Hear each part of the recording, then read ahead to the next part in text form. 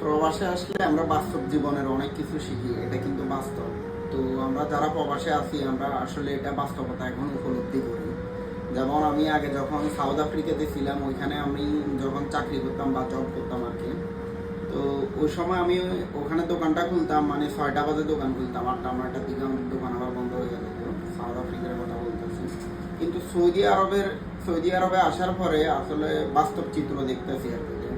Saudi আরবে যখন আসছি এখন আমাদেরকে ভোর 4টা বাজে ওঠা লাগে, মানে ডিউটিতে আসার জন্য। তো ডিউটিতে 4টা বাজে আসি, এরপরে ডিউটি শেষ করে যদি কাজ থাকে হয়তো কোনোদিন রাতের 8টাও বাজে যায়, 9টাও বাজে যায়। ঠিক আছে, এই যে আমরা এখানে বিদেশে যে শ্রমটা দিতেছি এটা কিন্তু আমরা কিন্তু দেশে কিন্তু দিতে চাই না, বা হয়তো আমরা অনেক মানুষ হয়তো মধ্যবিত্ত ফ্যামিলির লোক হয়তো ছোটোখাটো কোনো কাজ বাংলাদেশে করি না চক্ষু লজ্জার কারণ। সো কাজে আসলে কোনো শরম নাই, যে কোনো কাজকে আসলে সম্মান করতে হবে।